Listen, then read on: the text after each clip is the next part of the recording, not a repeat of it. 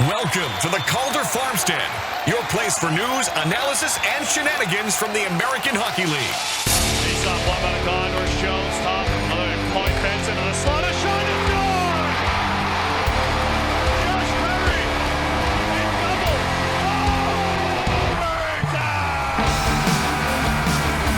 left point long drive, safety running, what a stop by Matisse with the left pad! Oh, there was a scramble in front of the net, denied was Matt Schicker by a miraculous piece of net binding by Matisse Kinetic. D-laner from the red line sends it in, Hofer into his net, he stops it, Hofer looking, Hofer firing toward the empty net, he scores!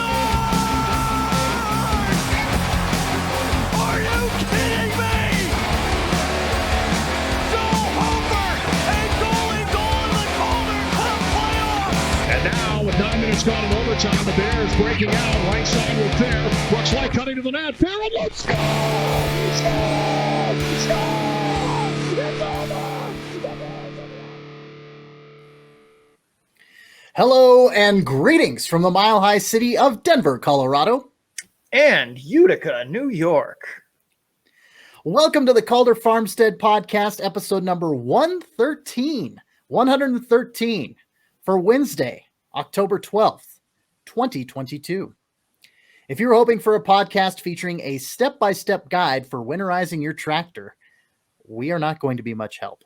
This is an American Hockey League podcast, and my name is CC Hockley, the AHL editor of Full Press Hockey. And I'm Sean O'Brien from StatsTrack and the AHL's only league-wide analytics guy. He'll deny it up and down, but he's kind of a big deal. So I'm not. Yeah, a little bit. Anyways, thank you all for showing up. We really appreciate you tuning in. If you're new to hearing CC and I talk about hockey, we're going to preview the AHL's North Division for the upcoming 22-23 season. We both watch a lot of AHL games, and we're going to talk about what we see when we watch the film, as well as use some advanced stats to help us break it down. If that's new to you, you might want to head over to our podcast feed or YouTube channel, wherever checking this out from, and look at episode 0. It's a short primer about some of the stuff we're going to be talking about, as well as how we view what's important on the ice. So if you're new to the more advanced hockey terms, like controlled zone entries, or newer to some of the more advanced hockey stats terms, like PDO or the point shares model, go check that out, so you better be able to pick up what we're putting down. I promise it's not that nerdy or technical. It's only 20 minutes, and let's be honest, you wasted 20 minutes trying to understand what roughing the passer actually is. You'll never get that time back, so next time, why not spend a little more time with us, talking hockey? Yeah, apparently, if you're tackling the quarterback, you can't land on him. That's old, though, but, like, it really is I think it's silly, but you know what? It's not worth it. It's not worth the waste of effort. I do know pushing over a cameraman on the way to the locker room would probably get you suspended. Devontae Adams can surely attest to that. So, did he really get suspended for that? They're looking into it. That's dumb. Okay. Yeah, I mean, he shot the NFL camera guy. Yeah, well, yes, but let's talk AHL, shall we? Let's do it. One division down, 3 to go. We've already covered the Atlantic Division. It's now time to go north and cover the North Division. So let's begin. We're going to go in sequential order with how the teams finished last season. So we'll start with the Utica Comets, and the division champions. 21-22 team record, 43-29. Of course, first place in the North Division. The coaching staff, head coach is Kevin Dineen, 365 wins and 288 losses as a AHL head coach, 7 playoff appearances, an even 7-7 in AHL playoff series. His assistant coaches are Andrew Brewer and Ryan Parent. Sean, let's talk additions and subtractions with Utica this year. Not much moving one way or the other. Additions, Nick Hutchinson, Jack Dugan, Brian Pino, Xavier Parent, Nolan Stevens, Dylan Blugis, Philip Brett, and Isaac Poulter coming in. Subtractions. The subtractions are big ones. AJ Greer, Fear the Greer No More. Chase DeLeo, Frederick Gauthier, Patrick McGrath, Tyler Irvine, and Shakir Mukamadulin. Well, we hardly knew you. Just a few postseason games, and then away he went. So, all right, let's talk about some of the top forwards that we project over in Utica. And, of course, we're going to start with Brian Pino. This is it. This is the season that Brian Pino gets free. We've been talking about it for 2 seasons of hockey now. Hashtag free Brian Pino. We've been trying to get it trending. the Hershey Bears never deployed him on the power play. It has to be, right? It has to be this season, right? Listen, in case you have zero clue what we're talking about and you don't turn it into the Hershey portions, like I was telling you, the Bears for the past 2 seasons, not deployed on the power play, and he definitely should have been. But Brian Pino comes to Utica via free agency from Hershey. Criminally underutilized there. He scored 20 goals in 62 games for the Bears in 1920. 0 of those came on the power play. In the last 10 years, he is one of 2 AHL players to achieve that feat. Some definitely rarefied air in all the baffling ways right there. But for whatever reason, the Bears coaching staff never gave him regular power play time. Hence the hashtag Free Brian Pino movement that I mentioned a little bit ago. If the Comets put Brian Pino on the half wall on the power play, he can score 30 goals and 60 points this season. But don't be fooled by his shooting talent. Pino is a do-it-all 200-foot player. He was excellent in his own zone and a crucial part of the Bears' PK. The potential is there, Coach Deneen. You just have to set him free. Free Brian Pino. Free Brian Pino. Let's talk about Nolan Foote. We talked about Foote a fair amount during the season. We weren't really thrilled with his deployment, specifically his line mates and complementing his skill set. Foote's in the mold of a power forward. He's a talented shooter who can crash the net and bang home rebounds as well, but his playmaking ability and skating are not his strengths. And that was some of our criticism last season. He wasn't playing with line mates who were more puck carriers and playmakers that could carry the puck through the neutral zone and then find him as a trailer on the rush or maybe down low in the cycle. Foote played well in his short stint in New Jersey last season, and given that the depth chart isn't as jammed ahead of him, he could see a bigger role in Utica this season and a little more time in New Jersey. You know, we were going to talk about Alexander Holtz. We were going to talk about Tice Thompson. We were also going to talk about Fabian Zetterlund. However, all 3 of those guys have made New Jersey's roster. And at least as far as we know, I think Sean's looking it up as I speak just to make sure. But what's that? That one I know. They did make it. Yes. Okay, good. Next up, it's the captain, Nate Schmeltzer. He's currently recovering from shoulder surgery, but will definitely be a part of the Comets this season and will make an impact. Schmeltzer doesn't need to wear the C to know he's one of the leaders on the team. The team looked and felt different in games he wasn't in the lineup for. He also plays a very unsexy 200-foot game, but it's one that's crucial for the Comets' success. A lot of Utica's breakaways and odd man rushes started as pucks and corners, and Schmeltzer was someone who battled for those pucks and helped spring those breakaways, even if his contribution wasn't on the score sheet or was clipped from the highlight reel. He's more than just, board battles won. There is offensive and defensive talent there as well, but his game is full of small things like board battles and continuing possession style, those plays that keep the Comets going. With the reunion of the original Blink-182 lineup, I think his theme song would be All the Small Things. Let's talk about Graham Clark. Graham Clark has been a bit of a disappointment so far in his career, but he has a nice offensive toolkit. He can shoot with the best of them in the AHL. He's got good puck skills and playmaking vision, but his skating, size, and, yes, effort level hold him back a lot. There's talent there for sure, but he doesn't play with a sense of urgency, and that makes me think he's never really going to improve much beyond what we've seen in Utica this year. Given that the depth chart with AJ Greer and Chase DeLeo and Alexander Holtz and all of them not likely to appear in Utica this year, he's probably going to be shouldered a bigger role.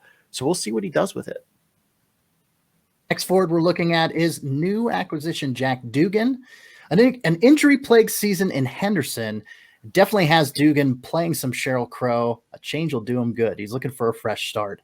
Dugan is a playmaker primarily and has good but not great playmaking vision. His puck skills are just okay.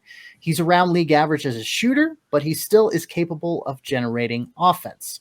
Primarily off the rush, he does that best. He generates that offense off the rush, and it fits Utica's style. Dugan's skating is a concern, though, especially as he comes off injury and is productive off the rush. There are also concerns that his 2021 production is a bit of a mirage. He should be in the top 6 for the Comets to start the season, and if he can find chemistry with his line mates, I'd expect some modest production from him. Last but not least, rounding out the top 6 here, or at least who we think is going to be in the top 6, is newcomer Zach Senyshyn. Senyshyn has good puck skills, but he gets tunnel vision when scanning the ice for passing options. He's a solid skater. He can turn corners on AHL defensemen. Shooting-wise, he has an NHL caliber shots. He's physical, but isn't a big factor in the defensive zone. He's been a top 6 forward in the AHL before, but he needs teammates to set him up with the puck, as he's best used as a transition asset, someone you could maybe pair with a Nolan Foote. And he's much better, even though he's much better as a shooter and not a playmaker. Well, we had to nix a few forwards from our preview here. We are covering top 4 defensemen, and I think we've got them all. Yeah, look at that. All right, we're going to start with Robbie Russo. Russo, he can be frustrating. He can be a frustrating defenseman to watch at times. He has very good playmaking vision and can thread passes through a maze of defenders through the neutral zone. That puts him on occasional highlight reels for springing guys like Holtz on breakaways. But he also has a shot selection that is rather frustrating, where he'll take slappers from the blue line that have zero chance of going in. He also has skating speed, but his defensive skating is poor, as he fails to pivot well and gets burned on the rush or gets spun off along the boards and is unable to recover. Overall, he's a force for good on the ice most of the time. Yeah, he'll give you a couple highlight reel oof every once in a while. But let's talk about Riley Walsh. This has a lot of the feelings of a make or break year for Walsh. It's the last of his ELC. I think he's pretty much going to get a qualifying offer after the season unless he really screws it up. But his trajectory as an NHLer feels like it's going to be defined by this season. Walsh's best skill is his shot. It's a cannon, and he wields it very well. He's not just throwing pucks away via slap shot. His playmaking vision and puck skills are good enough, but he lacks that dynamic playmaker quality. Case in point, of his 34 assists last year in Utica, only 13 were primary assists. That doesn't bode well for his production. Defensively, he's good. He defends the rush well. He doesn't lose positioning at the net front, but there are small areas I feel like he still needs to work on. In zone, I feel like he plays too passively against the cycle and is kind of afraid to be a little bit more aggressive and throw his body around. He's a little late to some of his spots. I think Walsh has a clear NHL future and is a very good AHL defenseman right now, but there's work to be done. And if he wants to cement that NHL future, he needs to take more steps forward. Next up, a man who's got a whole army at the Memorial Auditorium there in Utica. It is Kevin Ball. Now, Ball reminds me a little bit of Tyler Durden from the movie Fight Club. He's intimidating, willing to fight anyone, and again, he has built his own army. On the ice, Ball's game is as simple as it gets. He's not flashy or particularly creative. He's a blunt force physical defenseman. Ball is solid in his own end and a capable penalty killer. His skating has improved a bit, but he's still a step slow, even for the AHL. He's never going to lead the rush, but he does make good first passes. Offensively, he's not going to give you much. He's not a deft passer or particularly hard shooter, but he's a solid defensively minded partner to balance a more offense-minded partner. And again, the man has an army. Have I mentioned that? Yeah. Next, let's talk about Nikita Odachuk. Odachuk wakes up in the morning, and every morning he chooses violence. And that has both benefits and drawbacks on the ice. He does a good job separating puck carrier from puck and from getting the play going the other way in a hurry. He wins board battles with sheer brute force and otherwise forces turnovers with his body.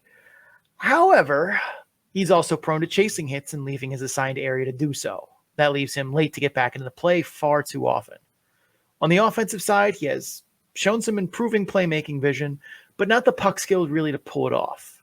He can't find open teammates under pressure, or he can find open teammates under pressure rather, but he can't make those passes accurately. That's the vision without the skill. He also struggles maintaining possession at times on his own. He's good in his own end, but his offensive skills are never going to put him on the score sheet regularly, unfortunately. Starting with a couple other notable folks, notable skaters for Utica, we're going to talk Joe Gambardella. Gambardella he's what we thought he was going to be last season, and that's a reliable depth scorer. Easy for me to say. He was a bit more of a playmaker than a shooter last season, though, but given the Comets' abundance of shooting talent, that kind of makes sense. His skating isn't great, and it keeps him from really attacking on the rush. he's more of a trailer than a puck carrier through the neutral zone. I expect some of the same, or most of the same, out of him for the Comets this season. A depth scorer who can finish plays or set them up. Last but not least for the Skaters, let's talk about Michael Vukojevic a bit here. Vukojevic is another big physical defender on the Comets blue line. They seem to just be collecting them. He's a battler, and he seems to enjoy the physical elements of defense. That keeps him solid in his own end, but he lacks the puck skills and foot speed to really be much more than that. Every team needs its stay-at-home blue liners, but it feels like Vukojevic does what Ball and Hodachuk do, but doesn't add anything more to that skill set. All right, moving on to our last section of players. We're going to go to the net, and we're going to talk a little voodoo with the goaltenders. Same as it ever was. First up, Nico Daws. A pretty ridiculous rookie season in pro hockey for Daws. More so than his counterpart, Daws looks like he could be NHL ready as early as next season. He has great technical structure, solid athleticism, tracks the puck at a high level. He still has some small areas to work on. One is anticipating the play and identifying off-puck threats. He struggled a bit with this on rush chances in particular, and also on power plays.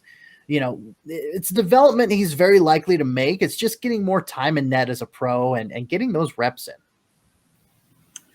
The other goaltender, not a mystery to Comets fans, it's Akira Schmid. Schmid came out on fire to start last season and looks like the goalie of the future for the Devils organization. He cooled off a little bit down the stretch, though, as teams started to send more and more traffic to the net. He also struggled at times with mid-range shots from awkward angles, as well as plays right on the doorstep. Yes, shots from right in front of the net are the highest danger, but he seemed to struggle more than a goalie of his caliber should with those moments. Still, his poise and confidence in other areas were impressive for such a young goalie. There's definitely some edges to smooth out here, but we should be in for another solid season from him, I think. And hey, I mean, both of these guys are playing with their blocker and their glove. They're not playing with a couple of mittens, Merrick's mittens. Merrick's mittens is not a goaltender you want to see in net for Utica. That is not the sign of happy days. No, it is not. But hey, it's time to talk vibes. We got some loose thoughts on how Utica is going to do this season. And, it's kind of hard to see what happens here. On one hand, big names departed. DeLeo and Greer are gone. But you've got Pinot and Dugan that are coming in. Is that a one-for-one replacement? Maybe.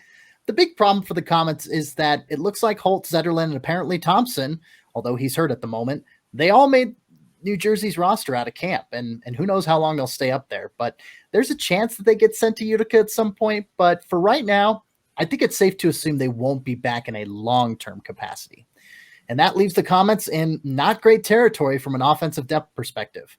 I think they'll be okay, and I have immense faith that Kevin Dineen will keep this team competitive, but I see them as more of a solid playoff team than a contender with the roster as it is right now. Probably not favored to win the division, would you say, Sean? I wouldn't say so. I would say not favored. Like, they're not going to win the division, but it would, I don't want to say shock me, but it would be a little bit of an eyebrow raiser. Last closing weeks of the season, they were in that a neck and neck race for the division. I think they will comfortably make the playoffs with this team as we see it, as it is today. But I don't think they will be, starting the season 13-0 and, basically riding that momentum easily to a division title. I think this is going to be a team that is good, but not a team that is great. Right. All right, let's talk their crosstown rival, the Syracuse Crunch, who are still scraping eggs off of their parking deck thanks to Naughty. But 21-22 team record for the Syracuse Crunch, 41-35, second place in the North Division. Their coaching staff, Coach Ben Grew, 294 wins, 264 losses as an AHL head coach, 5 playoff appearances, 4-4 in AHL playoff series. His assistant coach are Gilles Bouchard and Eric Veillot. Very French staff. Absolutely. All right. Steve, talk to me about additions, subtractions, maybe a multiplication in there if you can. I'll try. I'll try not to drive a divide between us while doing it either. All right. Additions. We've got Jack Finley, Bennett MacArthur, Ilya Usov, although he's still overseas at the moment. Grant Mismash acquired.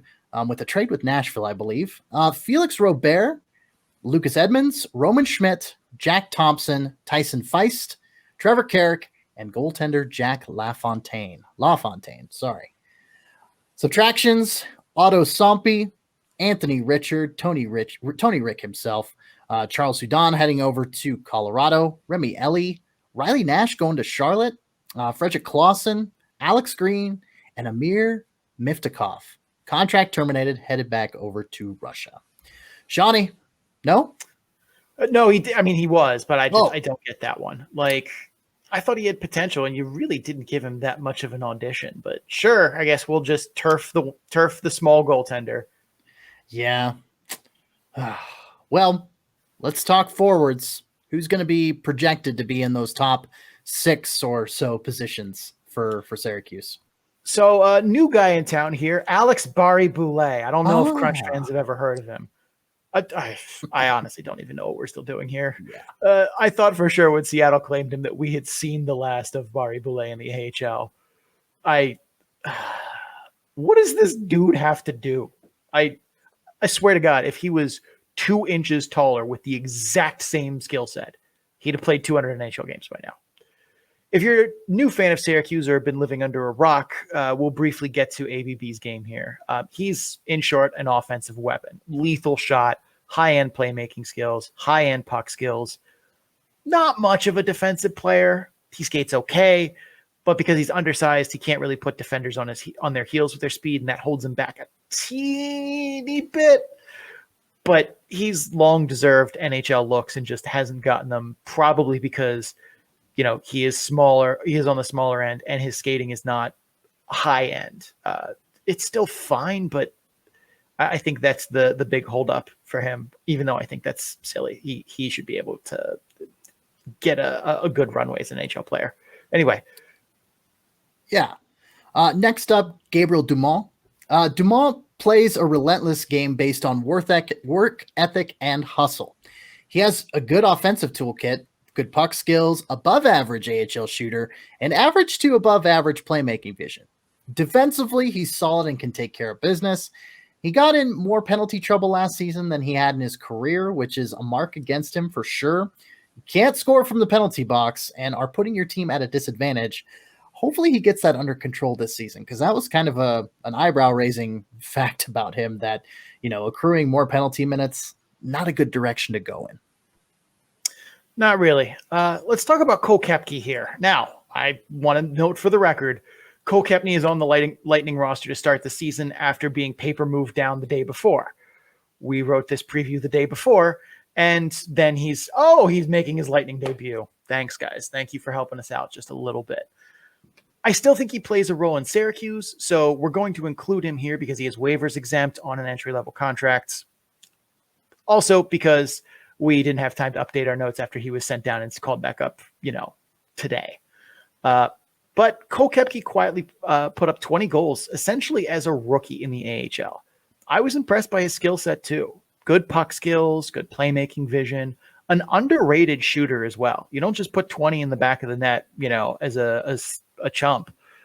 And the thing that was more interesting too is that he scored those at a very sustainable clip. It's not like he shot 22%, which just, that's not going to be something you can keep doing. He also has a very high hockey IQ and definitely does a great job of anticipating the play. Defensively, I liked Koepke too. I was surprised he wasn't given more of, PK time or some of those, late game scenarios where you're up by a goal, the other team has the goalie pulled, and you need your defensive guys out there.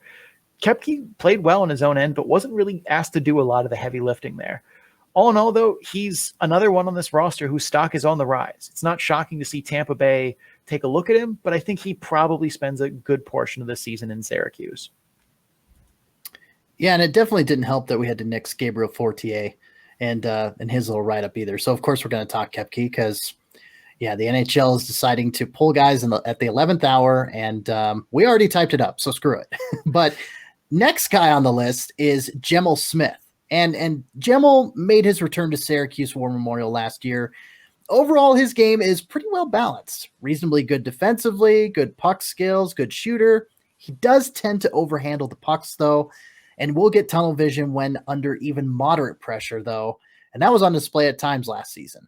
Even with that caveat, he's still an offensive weapon at the AHL level, and Syracuse is certainly happy to have him on the roster. They're not complaining in the slightest.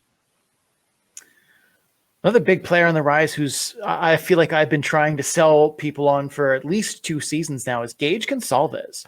An up and down season that Strom struggled a little bit at first, but he started to find his game down the stretch. That felt inevitable, though, as he was always around the net in the offensive zone. There's only so long you can keep a player down who regularly spends time in those high-danger areas. His defensive game, also impressive, regularly forcing turnovers, making smart plays in his own end, and in transition. I think and have thought a lot about Gage Gonsalves for a while. I don't know if he breaks out this year, but a breakout year for him is coming, and soon. Get on the bandwagon now, folks, because then you look smart later. Gonsalves, fast fact, Spanish for winter. Winter is coming. No, I'm just kidding. Wait, is that really Spanish for winter? No, it's not. You said his breakout season's coming. I'm like, oh, winter's coming. Being silly, per usual for CC over here. But you absolutely could have convinced me that. I know like 10 words of Spanish. I could have, but I wouldn't want to do that to you, Sean. Moving on, let's talk about Felix Robert. Robert put up good but not great numbers in Wilkes-Barre Scranton last season. However, today, as we're recording this, our colleague Jacob Stoller pointed out in his latest article for Full Press Hockey, it was a player profile for Robert, and there's more than meets the eye here. Robert has good hockey IQ, good playmaking skills, good puck skills, and he's also an above-average shooter. He has a solid work ethic, doesn't glide very often. Robert didn't get a chance on the power play in Wilkes-Barre Scranton with the Baby Pens, which makes less sense when you realize that he's got a pretty useful offensive skill set. And the Penguins' power play last season was about as effective as Russell Wilson in the red zone. We already made that joke last episode, Sean. We can't put that in there again. Yes, we can. Yeah, that's you're allowed. Killing me. Oh, I suppose. Robert, back to Felix Robert. He also wasn't utilized on the penalty kill, despite being one of the more better forwards in the defensive zone. Now, he might not be a lock for PK time in Syracuse, as there are a lot of solid two-way forwards on the roster, but he should definitely be rotated in now and then. That's going to be my new goal, is how many Russell Wilson jokes can I sneak into these previews? I hate you. All right, let's talk defensemen. It's a new day. It's a Sean Day. And what a season that Sean Day had last year. He's had about an up and down a career as you can have. Reminds me a little bit of Zach Fucale and Hershey. But career highs in points last year in the AHL, made his NHL debut, which must have been truly a life-altering moment for him. Like, that's one of those core memories that you saw in what was that Pixar movie? Inside Out. Inside Out. Thank you. That was a core memory for him, because he had to go through a lot to get there. But just a fantastic season for him in the AHL. But can he follow up and build on it? Day's game is based on his skating. He's fast. He's able to attack in transition. He has a pretty good shot on him too. Good playmaking vision. His puck skills are improving, but a lot of that has been trying to catch up to his feet. And that's been something that's been a bit of a problem for him. His feet have always been so far ahead of him, and they've made him look more projectable than he always was. But he seems to have gotten a good grasp on that now, and I'm hoping to see another push forward for him this season. I don't know if he's ever going to break through on Tampa's blue line because, well, look at it. Tampa's blue line is disgusting. So he may, end up going to a different organization to finally catch on in the NHL, but I'm rooting for Sean Day. It is a new day. Yes, it is. It's also time to go out to the garden and pick some radishes. Darren Radish, solid AHL veteran, a solid defenseman at this point in his career. He's capable of sneaking down into the slot and finding backdoor goals. He's an okay playmaker. More of his game is solid defense that rarely leaves his team shorthanded. Coaches love players like that. Dependable, consistent. They play tough. They don't take penalties. And hell, they occasionally find the score sheet as well. Coaches will take that kind of guy any day. I wasn't that high on Nick Perbix last season when he came onto the Crunch, and I think that I might have been that might have been a mistake. Easy, Fonzie. Yeah. Upon further review, Perbix has a solid skill set, especially on offense. He has a hard shot and definitely should see some power play time. His puck skills and playmaking vision are still raw in moments, but they are above average overall. His defensive game was more impressive than I remembered too. I had to go back and rewatch some film, but he defends his blue line a lot better than I thought, uses his stick well to break up plays. I'd like to see more from him this season, though. While he's not a great skater, I'd like to see him be more active off the blue line in the offensive zone in the cycle. Should he be able to add little things like that to his game, he could be a problem for other North Division teams. The new guy in town finishes up the D-core, Trevor Carrick. 2 seasons of being united with his brother Sam, and Trevor decided it was time to switch conferences completely and go over to the East. His game is based on mobility and hockey IQ. While not the fastest skater, he will jump in and join the rush, but he has the awareness to do so at the right times. Defensively, he's solid in his own end and can defend the blue line very well in transition due to his skating. I think the days of him putting up 45 points are in the rearview mirror, but he should still be good for about 30 or so this season, I would say. Let's talk about other notables. Jack Thompson's the one that comes to mind immediately. He's an intriguing prospect. He showcased a lot of skill at World Junior and in the OHL playoffs, but the big question with those kind of guys is how much of that translates to the AHL. He's a smart player, though. He moves the puck well, more with his brain than anything else. I mean, he doesn't mind control it, but he uses, he makes smart plays, not necessarily, relying on raw skill. He also has a cannon for a shot. Defensively, I thought he took big strides and was impressive at the World Junior Championships. So the big question is, how long does it take for him to get up to speed with the AHL against grown-ass men? The answer to that will tell the tale of Jack Thompson's 22-23 season with the Crunch. I think the ceiling is high, but the floor could be kind of low too. And speaking of players coming from juniors with a wide range of outcomes, let's talk about Lucas Edmonds. Edmonds lit up the OHL last season, but like Thompson, the question of does it translate come up. You've heard Will It Blend on YouTube. Here on the Calder Farmstead, it's does it translate? He has high-end puck skills, but his other offensive capabilities chalk in around average, including his skating. That makes me think he's going to need more developmental time in Syracuse before he truly, quote, breaks out, end quote. I expect him to contribute this season, but to show flashes and go cold in between, consistency needs to be built up with him. All right, those are all the skaters we want to talk about. Let's talk about goalies, those voodoo guys. First up, let's talk about Hugo Alnefelt, our 21-22 Goalie Mask of the Year award winner. He already has said that he has a new mask for this season. I have not yet seen it, but I'm sure at some point throughout the season I will see it a couple times. I can't imagine it's going to be cooler than what he had last year, but coming into this season, at least he doesn't have to battle Amir Miftahov for playing time. He should be in a fairly even tandem with Max Lagacé. Alnefelt didn't have the best statistical season last year, but I still have a lot of hope. He's got high-end athleticism. He moves well. He tracks the puck well. He has good poise under pressure. His struggles seem to be from being on his angles and giving up space short side. His post integrations also need some refining, as he gave up some goals from weird angles when he should have been able to steal the post and kind of didn't. I think he could break out a bit this season, but there's still questions about his game that need answering, and only games played is going to tell us the answers. And as you mentioned, his 1B or 1A, 1B tandem partner is Max Lagacé. Lagacé turned in another solid season for the Crunch last year, occasionally stealing a game, but for the most part, just being a dependable and giving his team a chance to win. But that's what Lagacé's been for years now. He's just solid. Good puck tracking, good technique, and most importantly, consistent in his output. He is a solid AHL level goaltender. And while he's starting to see the wrong end of the age curve, I don't think he's there yet. I think, again, they're going to be a 1A, 1B tandem. Let's talk some, loose thoughts about the direction of this team. Let's look at the team vibes. I got to say, I think losing Nash, Richard, and Houdon, who were good drivers of the offense, definitely hurts, especially since not a lot of real replacements for that production were brought in. Like many other teams, it seems like the Crunch are banking on development from guys like Gonsalves and Koepke to fill those gaps. That's risky in my mind, but I think it's more likely to work out for them given the steps we've seen from those players year to year so far. The Crunch also have a lot of solid 200-foot two-way players in the roster, which I think helps balance them as a team. I think they should be a solid playoff team this season, maybe in the mix for a North Division title, depending on what Tampa decides to do to them.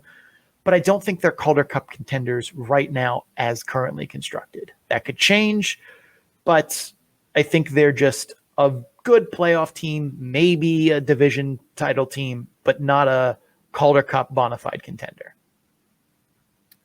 Although, moving on to the next team, speaking of a Calder Cup defender, or a Calder Cup contender rather, not defender. Sorry, words are important. The Laval Rocket, taking the Springfield Thunderbirds to 7 games in the Eastern Conference Finals last year. Their team record in 21-22 in the regular season was 39 wins, 33 losses. That was good for third place in the North Division. The coaching staff, head coach is J.F. Houle. Again, 39 wins, 33 losses as an AHL head coach. 1 playoff appearance, 2-1 in AHL playoff series. Assistant coaches are Martine Laperriere and Kelly Buckberger. Sean, let's talk additions to the Rocket squad. Big group of additions here. Some, are probably going to end up in Trois-Rivières, but most seem like they're going to bounce around a little bit here. Emil Heineman, Ryan Francis, Brennan Saulnier, Anthony Richard, Mitchell Stevens, Philip Mescher, Brett Stapley, Otto Leskinen, Madison Bowie, Alex Green, Philip Desrosiers, and Joe Verbetic. And subtractions, quite a few names. Sean Saint-Amand, Laurent Dauphin. These French-Canadian names are throwing me for a loop, of course, always. Louis Belpedio, Jean-Sebastien Day, J.C. Baudin, Justin Ducharme, Cedric Paquette, Alexander Fortin, Xavier Ouellet, Toby Paquette-Besson, Terrence Amorosa, Sammy Niku, and Josh Brook. Why are all these French Canadians leaving Laval? I mean, they're right at home. That doesn't make sense. I love that there's a bunch of French Canadian names, and it's Josh Brook. Josh Brook. And then, throw a Finn in there. Random Sammy Niku appearance. All right, let's talk the forwards that are staying, though, and let's start with Joel Teasdale. A good season from Teasdale in Laval last year. His skill set is not subtle. He's in-your-face physical. He's an aggressive forechecker. He handles the puck well and tight, as well as, he can make some moves with a guy on his back. His skating isn't great, but it's good enough to get by. He's a solid playmaker, but he doesn't always have the line mates who can finish on those chances. He's a pretty good shooter, but doesn't put up the shot volume to really get the goal totals that reflect that ability accurately. Like many on Laval, he plays a good 200-foot game and can contribute in his own end defensively.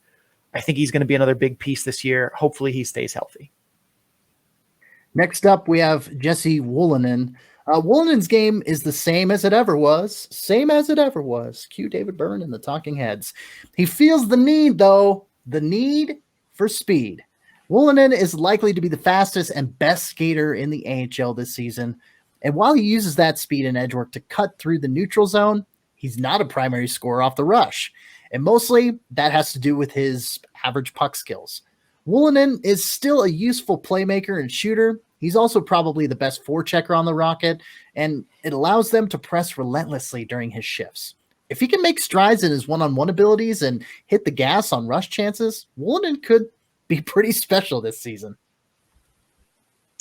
Let's talk about Nate Schnarr, late season addition, part of, I believe, a trade that we were all kind of like, oh, I guess we're trading AHL dudes before the deadline. That's fine. Schnarr is a do-it-all kind of player. His most outstanding skills are his hockey IQ and his work ethic. The rest of his skill set is kind of around average. He's a decent shooter, a decent playmaker. His skating isn't good, but he hustles hard and he sees the game well, which keeps him, mostly in the places that he's supposed to be most of the time. He does have some deceptive elements to his game that help him get on the score sheet a little more often than his raw skills would indicate. He's also a good battler who has a nose for the net and can win pucks along the wall. All in all, capable penalty killer and a defensive center who has the ability to provide some secondary scoring. Next forward we think is worthy of the top 6 in Laval is Danik Martel. And while Martel put together a very similar season statistically to his bubble season in Binghamton, he looked better on the ice. He was more engaged and more aware. His primary skill is shooting. He's a solid sniper at the AHL level. He got some power play time in Laval, but I think he really should get more. His one-timer on the half wall is a weapon. His playmaking vision and puck skills are pretty solid too. His skating isn't great, and it definitely keeps him from playing with the pace you see Laval tack with in other places. Defensively, Martel showed signs of improvement and was even mixed in on the PK. That bit of well-rounded development, it's definitely a benefit to where the team can deploy him this coming season. Raphael Harvey-Pinard is another speedster on this team. This is another very fast Laval team, as they played fast for years now. His skating, like Ulanen, allows the Rocket to press on the forecheck and play with pace. The rest of the skill set, though, kind of lags behind his skating. He's an above-average shooter and a above-average playmaker, and is making strides in those areas year to year, though. His work ethic helps bridge that gap between, raw skills and his skating. RHP produces mostly by out-hustling defenders and making the most of his chances. He took big steps last season and got games in Montreal. However, those call-up games felt like they were more due to injuries than by forcing the Habs' hand and making them look at him. He's made progress, but this season I'd like to see him hit that point-per-game plateau and force Montreal to pay attention. Last forward we're going to give a look at is Anthony Richard, Tony Rick himself. He did struggle a little bit last season in Milwaukee out of the gates. He did get a change of scenery via trade to Syracuse, and he promptly found his game. And we liked that trade. We liked Tony Rick, and we like what he brings to the table. Now we'll see what he can do in front of his hometown crowd. And like I mentioned, his game is a very likable one. He's a fast, good skater. He has good playmaking vision and puck skills. He's an underrated sniper in the AHL as well. His work ethic has waxed and waned on occasion, but something tells me putting on Habs colors and being one step away from Montreal, it'll have him finding the full ass setting of his work ethic every night. When you're so close, you can taste it. For playing for the team that you grew up loving and watching and desiring to play for, you turn the knob up to 11 because these knobs go to 11. But hey, yeah, I mean, he's also got good defensive instincts as well. Shouldn't be dismissed as a PKer, but yeah, Tony Rick on Laval, he's going to kick it to another level. That's what I predict. Let's switch ends and talk defense here, and we can't start on the defensive side in Laval without talking about Matthias Norlinder. Norlinder was limited to 12 pro games last season, evenly split between Laval and Montreal.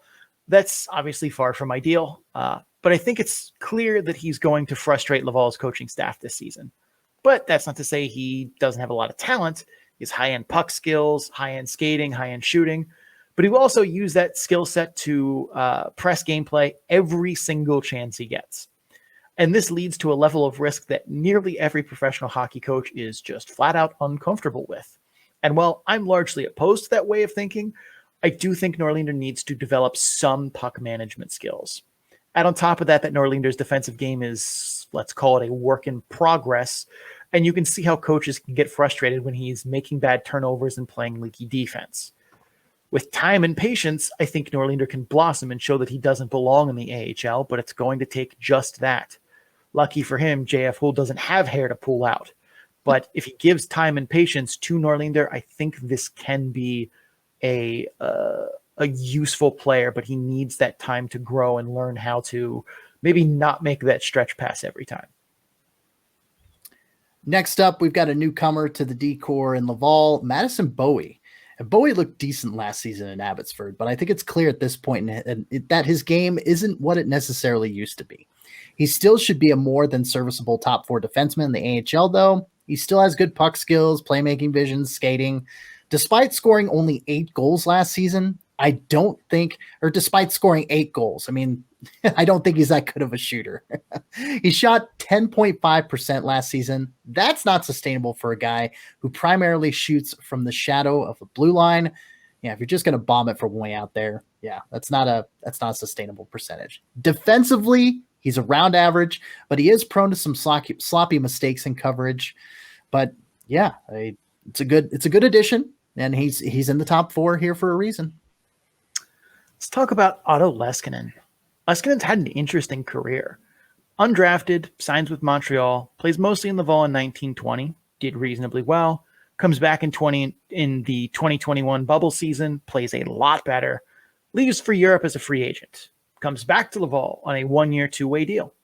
That's not a career path or a career arc that you see a lot of guys take. On the ice, though, Leskinen does a lot of small things well. He turns dump-ins to breakouts at a high rate. He's good in transition. He defends his blue line well. None of those show up on the score sheet directly, but they have a ton of value. He also has good offensive skills, too. He's a decent shooter. He's good, but not great playmaking skills or playmaking vision and puck skills. It'll be interesting to see how his game has grown since the last time he was in a Rocket jersey, but I'm expecting him to still be a defender that maybe doesn't show up on the score sheet, but one that does a lot of things that coaches like. He's like the anti-Norlinder. Anti-Norlinder. Lastly, a guy that was acquired in an NHL trade, and that's Justin Barron, coming over from the Avalanche organization last season. An ankle injury ended his season, unfortunately, early in the Canadiens organization after coming over in that trade that I mentioned. Barron is a standout skater who can activate through the neutral zone and serve as a fourth forward on the rush. He's got a legit NHL caliber shot on him as well. Barron struggles, though, processing the game at a higher level as a playmaker. Despite being a great skater, he'd get pressured by forecheckers and make some sloppy turnovers. He also didn't always make the best use of teammates in the offensive zone. If he can make strides in his development there, he very well could be a weapon for the Rocket this season. There are some other notables on the Laval roster as well. Let's talk about them. Let's start with Jan Misak. Misak reminds me of a bit less speedy, less defensive Jesse Ullinen. Misak is a good skater, but he doesn't have the speed and edge work that Ullinen has. Like Ullinen, though, Misak has shown to be an effective forechecker and a solid playmaker. He's a capable but not overwhelming shooter. His puck skills are somewhere around league average. But Misak has shown flashes in the past of higher-end puck skills and playmaking vision, but seems to have tampered down some of that in favor of more risk-averse choices. If you can find better timing for those skills, he could be dangerous. Otherwise, I think he's an effective kind of middle-of-the-lineup player right now. Next in some other notables, Philip Michar. Surprise! Philip Michar is heading to Laval. This feels like a mistake. Putting 5'10", 168-pound, 18-year-olds in the AHL kind of feels like a bad choice. But it's trial by fire time in Quebec, apparently. Michar has a lot of standout qualities to his game. He's a high-end skater. He has high-end puck skills. He's got good but not a great shot. And I think his playmaking vision is NHL caliber. What concerns me about sending him to the AHL is that while he has skating speed, he's already shown a tendency to get pushed to the outside pretty easily. Sending him to major juniors could have allowed him the chance to develop a crucial part of his game against players in his physical range. AHL defenders, they are not going to be having any of that. And while Michar's got undeniable first-round draft talent, I think he struggles in the AHL this year as it's a big step up in competition that he may not be ready for, pushing $170. Let's talk voodoo here and get to the goalies. We have to start with Caden Primo. I have zero idea why the Habs signed Samuel Montembeault and gave him backup money. I don't get it. Why? Caden Primo showed the first actual dominant stretch of goaltending in his Laval career in that playoff run last season. And you would have thought, all right, they don't have a backup. They're clearly not primed to win right now. Let's see what Caden Primo can do in a backup role in the NHL. But no, when you can go out and sign a Samuel Montembeault for $1.5 million, you just got to do it, right? Now, I've never been a believer in the Caden Primo hype train. He's been anointed as the next Carey Price by a small but very vocal portion of the fan base, and that was a label I feel like I never understood. He's an incredibly aggressive goalie. He has high-end athleticism and reaction time, which helps fuel, his style of play. However, he's also struggled with technique because he's relied a lot on that athleticism in recent years. And that's how those soft goals just squeak by and get through. He definitely looked more solid in Laval's playoff run, but those 14 games don't make me forget the 82 AHL games that preceded it. I have hope that Caden Primo can take that next step and be that goalie for Laval this season, which is new for me towards him. I'm usually not this hopeful, but I have hope for Caden Primo for the first time in his career and mine, but I'm not holding my breath. We're all about breakthroughs here on the Calder Farmstead. That kind of surprised me to hear Sean say that, but yeah, his partner in crime in net, well, yeah, robbing pucks at least, is Kevin Poulin. Our 2022-23, last year, 21-22 best goalie, Kevin Poulin, comes into camp as part of the tandem with Primo, like I said, and we caught flack for that award. But you know what? I really don't care a single thing about that, because that Laval playoff run, it does not happen if Poulin falters during that spring stretch of games where he had the skeleton crew in front of him doing absolutely zero favors for him. Poulin looks sharper than he ever had in that ridiculous run. Great puck tracking, solid fundamentals. He was reading the play well and identifying off-puck threats. Now, the question is, does that carry over to this season? It wouldn't be the first time we saw a goalie who had bounced around finally ball out and go places. You're looking at Chucky Sideburns. Charlie Lindgren did it last year. Chris Dreiger did it. Jack Campbell did it. Soupy himself. I don't know if Poulin follows that path, but I do know that I wrote him off several times last season. And quite frankly, as the award bestowed upon him shows, I'm done making that mistake, and I know we're done making that mistake. All right, we're back to talk overall team thoughts, the vibes of the team. I think once again, this should be a fast and fun team. However, it's one that's also lost key parts of their playoff run. Sami Niku, Cedric Paquette, Louis Belpedio, Xavier Ouellette, gone. I like the addition of Anthony Richards and the return of Otto Leskinen, but there's a lot of Utes on this team. Don't get me wrong, they're talented Utes, but it also opens them up to the whims of Montreal wanting to give extended looks to a lot of those guys.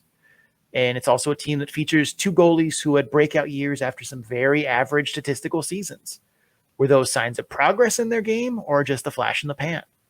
I think the Rocket, like I said, will be a fast and fun team that competes every night. They look like a clear-cut playoff team to me, but their youth is going to have to really step up and mature if they want to be more than just a team that makes the playoffs and a team that instead of a team that goes on another deep run. Alrighty, well, we are over 50 minutes into the episode so far. 3 teams down, 4 to go for the North Division. We are going to take a break here. After the break, we're going to get to Belleville, Rochester, Toronto, and Cleveland. If you're just here for a different North Division team, thank you for stopping by. Don't forget to subscribe wherever you're listening to us from so you can get episodes in a timely fashion. Also, check us out on social media. Links to our social media and more can be found at our Linktree page at linktr.ee/the Calder Farmstead. Got a few days left to enter that contest to win a free AHL TV team package. So, yeah, jump on our Linktree page. You can enter 3 times: Facebook, Twitter, Instagram. Enter all of them. It'll increase your chances. And but anyway, we are going to pay some bills to keep the lights on because we got to keep the electricity running both out here in Denver and on the East Coast. So stay tuned. We'll be right back. Alrighty. We're heading on over to Belleville. We're going to stay in Canada. We just got done with Laval, and we're going to talk about the B-Sens, the Belleville Senators. 2021-22 team record, 40 wins, 32 losses. That was good enough for 4th place in the North Division last season. Head coach Troy Mann, 295 wins, 255 losses, and as an AHL head coach. 4 playoff appearances, 4-4 in AHL playoff series. His assistants are David Bell and Bill Sexton. Sean, talk to me about additions and subtractions for the B-Sens. Well, you usually take one number and then you add it to there you go. Jace Howerluck, Christians Rubens, Jacob Larson, and Antoine Bibeau. That's it. Those are the pluses. The minuses: no Chris Wilkie, no Clark Bishop, Logan Shaw, Andrew Agostino, Kobe Williams, Zach Senishin, Michael Del Zotto, teammate of the year, Zach Leslie, or Philip Gustafson. All gonzo. Wow. All right. Well, we're going to start with who we think are going to be in the top 6 forward-wise. And, of course, we're going to start with Jake Lucchini. I mean, what a season from him. Prior to last year, Lucchini had 104 AHL games played, 20 goals, 13 assists for 33 total points. Last season alone, matched that goal total, 20 goals, 31 assists for 51 total points. He more than doubled his career AHL total points in a single season. I cannot think of a player that's ever done that with his games played and having 2 AHL teams in his rearview mirror. Lucchini was a do-it-all player for Belleville, too. He drew defenders in to set up teammates. He found soft ice. He did well off the rush. He didn't get a lot of PK time, but I think he played solid defense.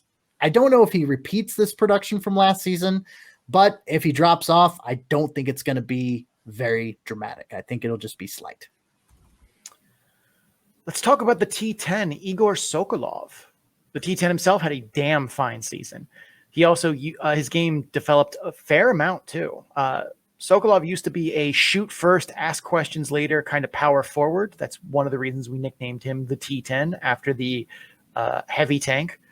But he developed his playmaking game a lot last season, though. He used the threat of his shot to open up passing lanes. 17 primary assists last season, proof of concept. Sokolov, though, still has a powerful shot, and he can crash the net and create havoc with the best of them. His skating still remains a concern, but I feel like it's made some progress, but it's still his least good hockey skill. Defensive details also kind of seem to elude him, but are at least showing some promising signs. All in all, the progress from 2 years ago to last year gives me a lot of hope for the T10 and what he can bring this season to Belleville, taking another step forward, fingers crossed. Next up, we've got Roby Järventie. And if Igor Sokolov was shorter and lighter, he'd be Roby Järventie. I normally hate comparing players' skill set one for one, but honestly, this fits really well. And while Järventie is not a crash the net power forward, he was shoot first, ask questions later as a forward. He developed his playmaking skills around the threat of his shot.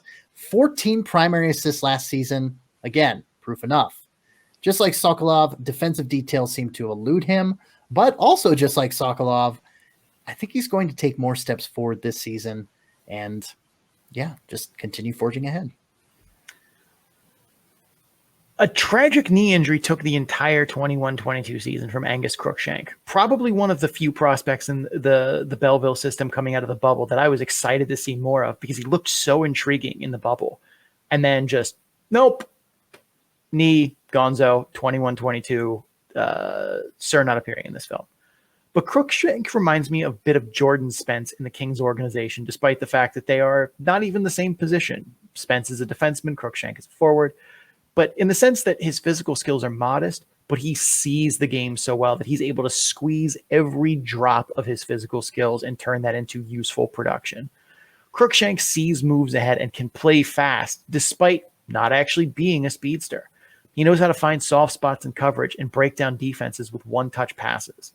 Should his knee be 100%, he could put on a show this season in Belleville, especially given the one-time shooting power of teammates like Sokolov and Järventie. Jace Howerluck. It's certainly been a bit since we've seen him in the AHL, and a part of me doesn't think that he stays in Belleville very long. He should be a dynamic playmaker capable of feeding Belleville snipers like Järventie and Sokolov. He's not a bad shooter, but he very much has been pass first in his previous AHL stints. He's got some defensive chops and will battle for pucks as well. He's also shown to be a useful forechecker too. All in all, I expect him to be a primary playmaker who can chip in during play in all three zones. I'm going to bet right now that Ridley Gregg becomes a Belleville fan favorite this season. Ridley Gregg is a physical force of will who seems to enjoy making contact. He is 5'11" and 163 pounds and does not care. As I've said many a times, being a physical player is a state of mind. It is not a body stature. It's not a height and weight. Ridley Gregg, proof of concept. His work ethic and hockey IQ helps patch the gaps in what is a good but not great skill set. He's a decent shooter, but he scores more off rebounds and shots off Royal Road than pure snipes. Or shots off passes across Royal Road than pure snipes. He's got above average playmaking vision and puck skills, which is his main draw. He'll pull defenders to him and find teammates going in good scoring places. He's not a good skater, though, and his ability to excel in the forecheck or on the rush is strictly through force of will and work ethic. It is not through refined skating mechanics. Defensively, he's the same workhorse he is in the other two zones, but he has an eye for detail and uses his hockey IQ to tie up loose ends away from the puck. Ridley Gregg may not play the most skilled game, but he plays a fun one to watch, that's for sure. Always good to see the little guys get scrappy. I'm a fan. I'm for it always.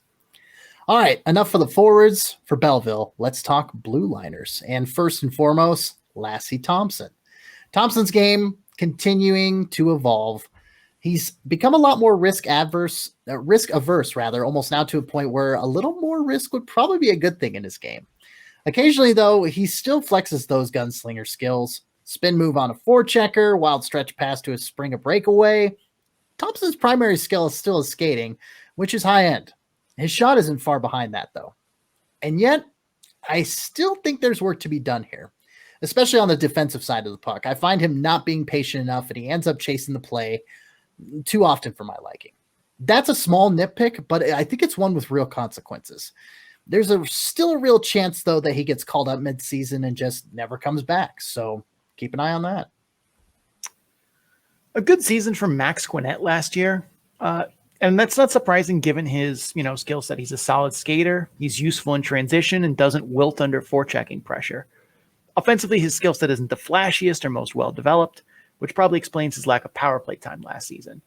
Still, he's a solid defender who stays out of the penalty box, and should he be able to develop some of those offensive skills a bit this season, we could see an uptick in production. But he also might not be granted the ice time to shine given the depth chart above him. Next in the decor, Jonathan Aspero. He very much feels like an all tools and no toolbox player. We've made that comparison quite a few times, but his skating is above average. He has puck skills. He has a good shot, but he doesn't wield those skills in the most efficient manner. He doesn't jump into the play with his skating. He makes simple and easy plays instead of looking to attack. His defensive game is solid, though, and it's possible that's where he feels comfortable enough. I think there's more offensive production that's being left on the table here, though. Again, he's got the tools. He just needs to buy a bigger tool chest. Last of the defensemen we want to talk about here is Jacob Bernard Docker. Not the rookie season Bernard Docker was looking for. He struggled to make controlled zone exits in transition and regularly went glass and out even under the lightest of forechecking pressure. While he still has a cannon as far as shot velocity, the lack of even average puck skills or playmaking vision really kept him from situations where he could use that big cannon shot. In the defensive zone, he was up and down. He was good at being physical and battling along the walls against the offensive zone cycles, but he struggled to pick up forwards away from the puck and wasn't very good defending his blue line against rush chances. Still, there's raw physical talent here, but Bernard Docker needs to take steps forward this season or risk falling off the radar of Ottawa completely. Covered the forwards, covered the defensemen. We do have one other notable player we want to talk about, and that's Victor Lodin. Lodin has really flown under the radar of a Senators prospect group that's gotten very deep. Lodin didn't get to play much in North America last season, but made a big impact in his short time for Belleville. Lodin's skill set is a good one. He's got good skating, good playmaking vision, was typically more of a passer than a shooter, but he's a capable sniper as well. His best offensive tool is his puck skills, though. He's able to deke and make moves that buy him time and space and allow him to set up his teammates for a goal, or at least a scoring chance. It's going to be interesting to see what he brings this season after the noise he made in such a short amount of time last year. We only have one other notable to talk about because we have to talk about three goalies. And that, we have a physical limit of players in which we are going to speak on for any team. So we decided to include three goalies and only one other notable skater. There are other people we could have talked about, but the goalies took precedence. I will kick us off and talk about Mads Søgaard. I mean, he's a freak specimen. Guys that are 6'7" aren't supposed to be able to move like Mads Søgaard can.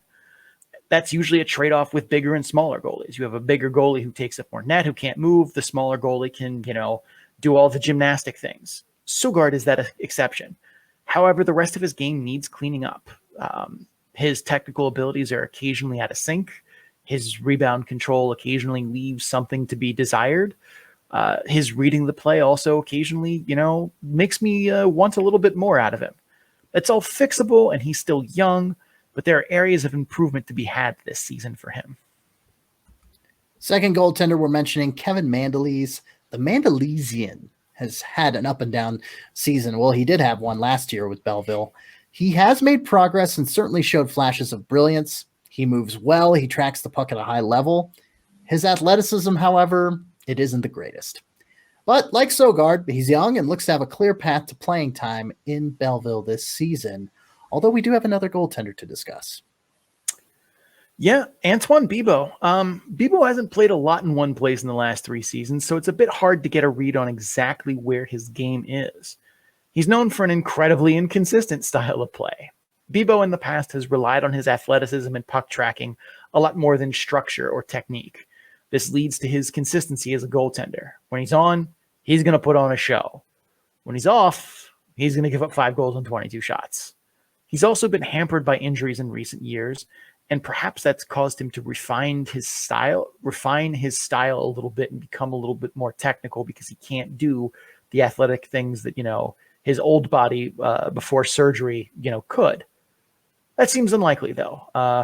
That seems possible, but unlikely. But we'll find out. We haven't seen much of Antoine Bibeau, so we'll see what version of Antoine Bibeau we get this season.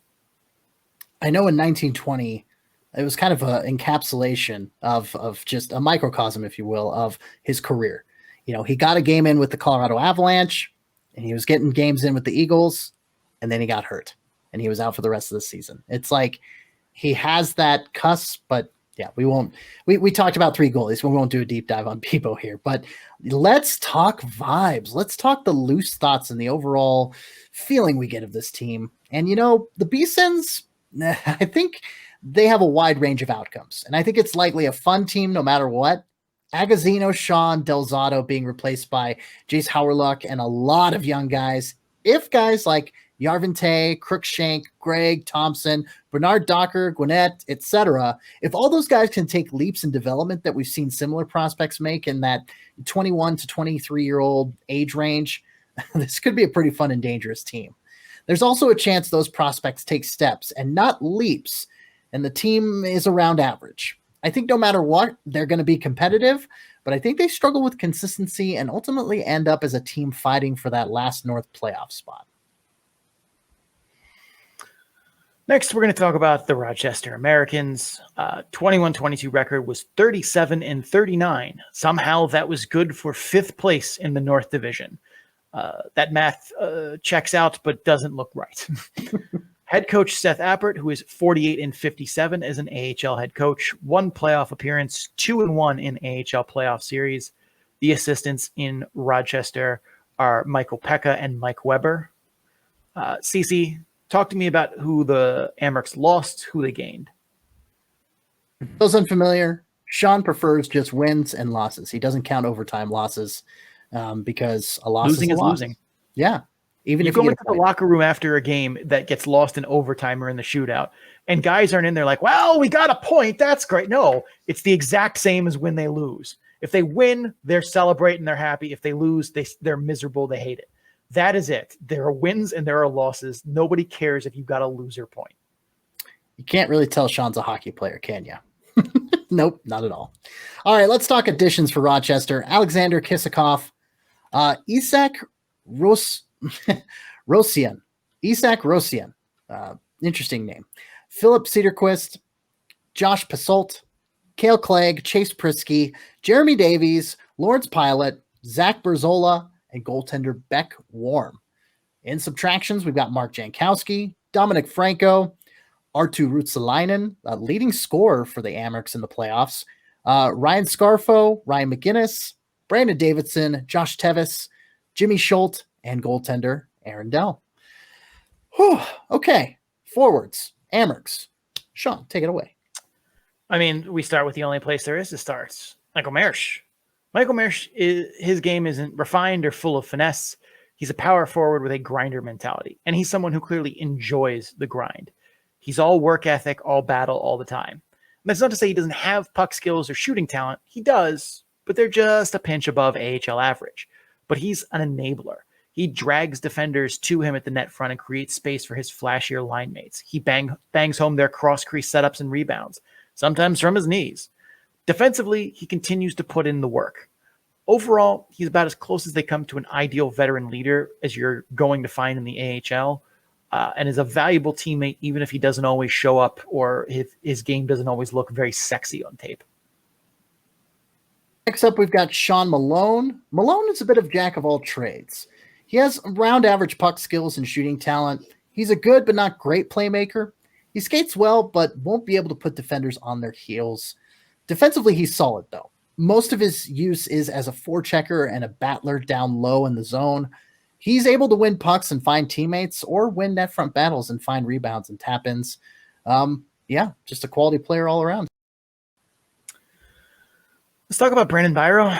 Byro really blossomed last season in a bigger role. The power play time certainly helped. He was quietly only 3 power play points behind JJ Peterka and played 22 fewer games. Little fun fact there. He missed all of March last season, but I think he's, hopefully put injury woes behind him.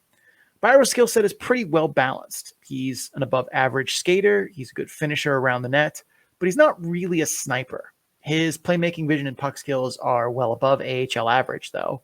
And defensively, he's sound and makes an impact in his own end. He's got that Penn State Guy Godowski coaching in him. Given that there's an opportunity for a bigger role than last season, I think Byro could make another jump and have the Sabres start thinking about calling him up for more than a cup of coffee. Cup of coffee in the big time, yeah. Next up, Linus Weissbach. Weissbach showed some development in his skills last season. His playmaking vision, puck skills, and shooting all look to make strides forward. His strength is still his skating speed, but he started to be able to not rely on speed and add more elements to his game. I don't know if he's ready for a top 6 role on the Amerks yet, as he still seems very raw on film, but he seems penciled in for that spot, so he'll have the opportunity to put his skills to the test in a bigger role this year. Brett Murray reminds me a little bit of like Michael Marsh light. He's good net front presence. He can finish in tight, but his biggest drawback is his skating. Because of that, I don't think he'll ever be a play driver, and he's going to need teammates to transport the puck through the neutral zone for him. Murray is likely to be a complementary forward this season, whose job it is to work the puck down low, create havoc in front of the net, draw defenders to him. Like I said, a little bit of a Michael Marsh light. Next up, we've got Yuri Kulik. Kulik can absolutely fly. He's got speed to burn, and yet that doesn't seem to be his best ability. That would be his shot. He's going to be able to make goalies, just completely deke out of their jock or come out of their jock in regards to the sniping, the sniper abilities that he has from mid-range. That makes him very dangerous off the rush. And he's a stylistic fit for how the Amerks played last season when they were at full strength. He's a strong forechecker as well, which only aids his game. Despite being on the smaller side, he doesn't shy away from contact, and in some instances, he goes out and he finds it. His game away from the puck is still very much a work in progress, though, and he occasionally struggles to find open space for teammates to find him. Developing more playmaking abilities, that would also help round out his game. Those are our 6 forwards. Let's talk 4 defensemen here. We got to start with Oskari Laaksonen. Laaksonen gives a lot of the feel of a skilled forward playing defense. Offensively, high hockey IQ. He's great in transition, has a lot of poise under pressure. His playmaking vision is very good. His shot is average, but he knows how to get the puck through traffic and to the net. He's not a very good skater, but he's not a terrible skater, but his work ethic compensates for that a bit. Defensively, he looks like a skilled forward playing defense. That is to say, not great, Bob. I heard some rumblings last season that when he was healthy in the playoffs, the coaching staff didn't trust him enough in the defensive zone to put him in the lineup, which is a sizable red flag. But he's going to be on the team this year. I imagine that he will be in the top 4 given what he can do on the offensive side of the puck, but his D game needs to develop. As a defenseman, Ethan Prow continues to be a goal scorer, but he's not like a closing picture chucking 100-mile-per-hour fastballs down the plate. He's sneaky. He finds soft ice in the slot, and he makes those backdoor plays. Hey, don't get me wrong. He can blast pucks too, but he doesn't throw low percentage shots at the net. His playmaking abilities are also criminally underrated. 20 primary assists last season. That says it all. His skating isn't great, and that affects his defense. It's also likely why he's never broken through to the NHL, despite having a very impressive AHL career. Ethan Proud. Chase Prisky was a solid part of the Checkers blue line last season. Great playmaking vision, can run a power play unit. He's a decent shooter, but occasionally his shot selection is not something I'm too crazy about because he'll throw some low percentage shots on net from distance that just are padding goalie stats. He's decent in transition despite his skating, which is just average. Defensively, he's not great and probably should be paired with a more defensive-minded partner.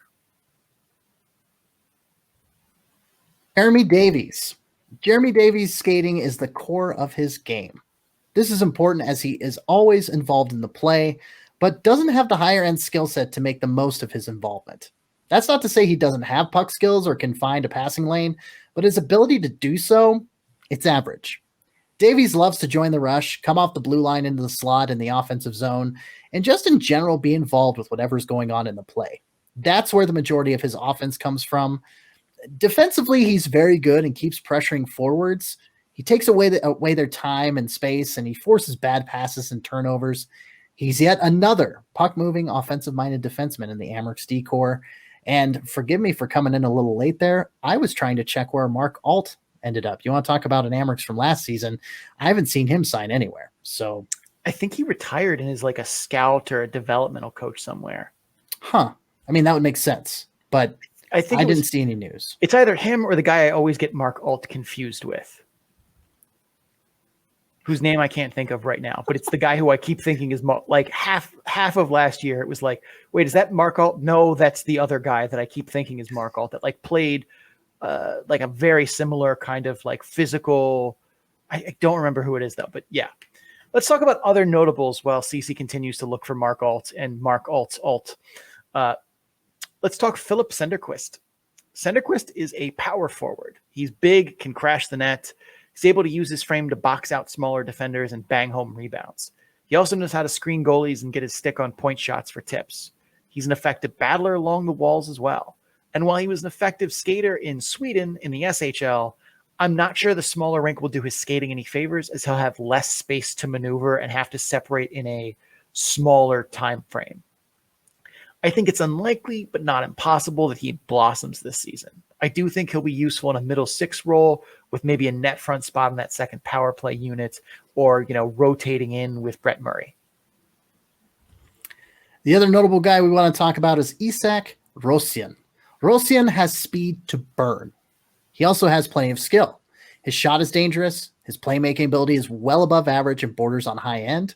He has good puck skills. However, despite his speed, he's undersized and easily muscled off pucks when defenders pressure him.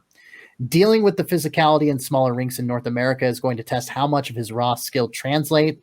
But Rosian, that makes him more of a project than a surefire player.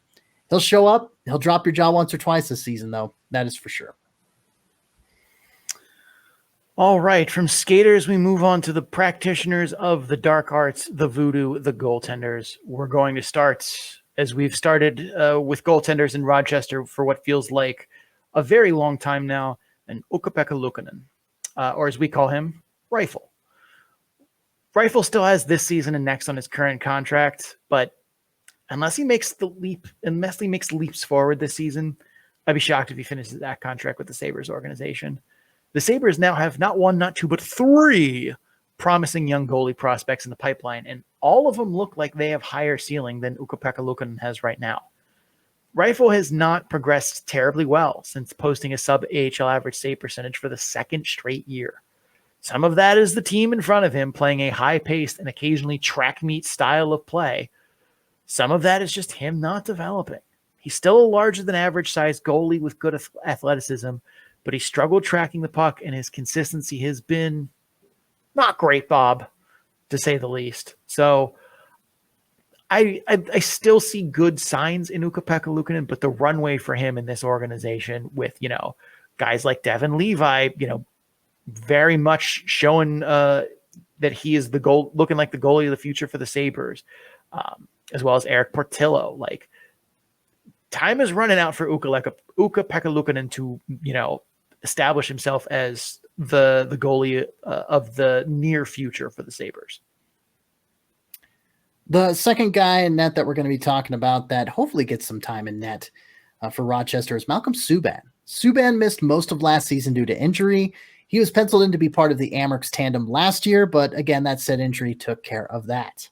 Subban has shown a high level of athleticism that helps him get across the crease quickly. His puck tracking also has been NHL caliber. His weakness, though, as a goalie is control. He has struggled to control his movements, and he will overshoot his angles or slides and leave space open behind him. You can't do that. All right, those are all the players. Let's talk about the overall kind of team picture in a loose kind of way here. Some vibes, if you will. Quinn, Peterka, Krebs, Ruotsalainen, they're all gone. That's a lot to lose. Coming in to replace them is a lot of young talents. And while I still think the Amerks are competitive this year, it's hard to see the guys they lost and the guys they gained and think that balance equals out. Seth Appert has said that talent won't be a problem this year. I think he's right, but a lot of that talent is raw up front. I think they more comfortably make the playoffs this year, this time around, instead of watching Toronto choke that last game so they could sneak in on tiebreakers. But unless Appert manages to hone the absolute hell out of that raw talent, I don't think of them as true contenders as the way the roster appears today. Now, could the Sabres send some guys down for more seasoning that we aren't expecting? Sure, but that seems really unlikely. I do think they'll have a better defensive environment in front of Rifle, though, which, again, makes this a make or break season for him. Did you mention Toronto, perchance? The Marlies? Yeah. I think that's who we're going to talk about now. The first of two teams that did not make the postseason out of the North Division, the Toronto Marlies. 2021-22 team record, 37 wins, 35 losses. Did not make the postseason, 6th place in the North Division. The coaching staff, head coach Greg Moore, 69 wins, 80 losses as an AHL head coach, 0 playoff appearances thus far. His assistants are AJ McLean and John Snowden.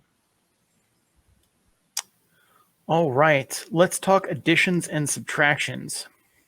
In the additions category, we have Oren Centazzo, Keenan Suthers, Jack Bedini, Logan Shaw, Graham Sligerts, Willem Villeneuve, Tommy Miller, Marshall Rufe, Topi Niemela, Mikko Kokkonen, and Axel Rendell. Actually, I believe Topi Niemela is still in Finland. I don't think he is appearing in this film. Gotcha. Oh, okay then.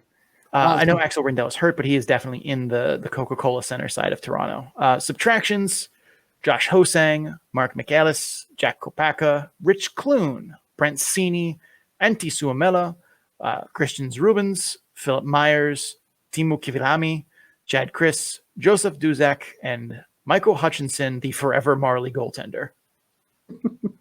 Although now playing in Henderson. So there you go. Allegedly. Sean, why don't you kick us off with forwards too? I feel like you're on a roll here. I mean, if we're going to start, we got to talk about Alex Steeves. I mean, he burst onto the Marlies last year with force, scored at a near 30 goal pace at a sustainable shooting percentage. One of his best assets is playing mind games with defensemen. If he shows you that he's going to do one thing, you should assume that he's not going to do that thing. So if he looks like he's going to pass, assume that he's not going to pass. If it looks like he's going to shoot, assume that he's not going to shoot. That he's a master of deception, and that gives him ample time and space to attack on offense. And that's what makes his otherwise kind of raw or kind of average raw tools a little bit better and allows him to achieve a more time on the score sheet than what that would normally dictate from a skill set. Defensively, he's, again, very solid and uses his brain to shut down plays and force turnovers. That skill set may not be flashy or exciting, but he wields it in a smart and creative way. And I think that keeps him near the top of the Marley scoring leaders this season. Next up for the Marlies forward core that we think is going to make an impact, Joey Anderson. Now, Anderson scored at a high clip last season and then is likely to be sustainable for him. That is not to say he won't be able to put together another solid offensive season for the Marlies, but more that he punched a bit above his shooting talents weight class last season, in my humble opinion. He's still got a solid offensive skill set, mostly powered by solid skating and determined work ethic, but he has good puck skills and playmaking vision. He's also pretty solid defensively and shows attention to detail as well with his stick placement. So,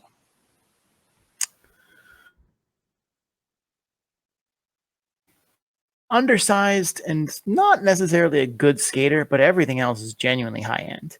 His hockey IQ is disturbingly high. His playmaking vision and puck skills are NHL caliber at minimum, and he's a capable sniper. He uses all of that to compensate for his lack of size, physicality, and foot speed. I think it's enough for him to be very successful in the AHL. Beyond the AHL, there are doubts. But for now, he should be a quality member of this Marley squad and a fun player to watch. another quality member is Rodion Amirov, but he's still on IR recovering from, of all things, a brain tumor, for crying out loud. He's projected to return around the holidays, and when he does, he'll be an instant impact player for the Marlies. Amirov is a monster. He is an elite skater. He has high-end puck skills. He's a talented playmaker and can just rip pucks. Oh, and defensively, he's also very engaged and puts more pressure on puck carriers than the Toronto media does on Kyle Dubas. He is an absolute coach's dream in every aspect of hockey. He likely won't last too long on the Marlies given his entry-level contract and the Leafs cap situation. So when he returns, Marlies fans enjoy it while it lasts there at the Coca-Cola Coliseum. Speaking of the Leafs cap situation, I guess Wayne Simmons is going to be on the Marlies. He was assigned there. The Marlies or the Maple Leafs are literally at the cap to the dollar. So I guess Wayne Simmons is playing in the Coca-Cola. Sure. All right. This feels like a fake out or like one of those he sent down for a day, but then he's called back up and it was all just a quick, paper transaction. But here we are. I'm just assuming if you're a fan of hockey listening to this, you know who Wayne Simmons is. He's a mean power forward who goes to the net and he stays there. His physical skills are starting to degrade with age, but he should have plenty of game he should have plenty of games still left in the tank to be a high impact player for the Marlies and give their power play a solid boost with a net front presence that has been honed over 1,000 NHL games, 1,100. A lot. Yeah. Another head scratcher, Sean, to finish out the forwards here is Nick Robertson. Another surprising cut from the Leafs, but again, they are pennies underneath the cap. They have some sick and twisted cap camaraderie going on with the Philadelphia Flyers right now. But I digress. Robertson, highly creative offensive dynamo. He can shoot the rubber off a puck. More impressive is his ability to take passes at his feet and turn them into quick shots in one fluid motion. Robertson uses the threat of his shot to open up passing lanes, too. He has a high hockey IQ and can play with pace despite his skating. It's improved a bit, but there's still work to be done. That lack of skating burst has made him easier to push off the puck, but he has spent time in the weight room this offseason, and he has added bulk. While that may not always be the answer, it seemed to be working well for him in preseason for the Leafs. It's hard to say how long he stays with the Marlies, given he was a surprise cut and their cap situation once again. But hey, again, Marlies fans, while he's here, enjoy the show because he's going to be putting one on. Let's shift over to defensemen and let's start with Philip Kral. Kral's 10-game stint with the Marlies last season didn't tell us too much about what kind of player he's going to be in the AHL. This season looks to be a full one in the AHL, so we should have a better picture. From what we saw, Kral's a smart player who, like Steve's, lacks physical skills but bridges the gap with deception and hockey IQ. He's not a strong skater or a strong shooter, but he makes up for that with smart plays, drawing defenders, then finding open teammates and giving them time and space because he pulled a dude to him. He'll also activate off the blue line on the weak side to help break down defenses and crash down that defensive structure. His defensive game is solid in the neutral zone, although his lack of skating prowess occasionally does open him up to getting burned by speedier forwards. His defense against the cycle is solid, though. Overall, I think Kral's going to be a useful addition to this blue line, but one that comes with some work to be done. Next defenseman to talk about is Mac Holloway. A solid but injury-hampered season for Holloway this past year. Holloway's skating is what separates him. With the puck on his stick, he is capable of going end to end. However, his off-puck game still measures out to around average. He's shown some improvements with his shooting and playmaking vision, but his skating and activations off the blue line are more responsible for his offense than anything. Defensively, he is good at defending the rush, but he's less competent defending the cycle. Another surprise addition to the Marlies this season is Victor Mete. Mete has never really played in the AHL. 7 games in 18-19. And he's bounced around a bit, but never seemed like he could find his footing in the NHL. He's an elite skater with ridiculous speed, but that's really all he's ever shown as high end.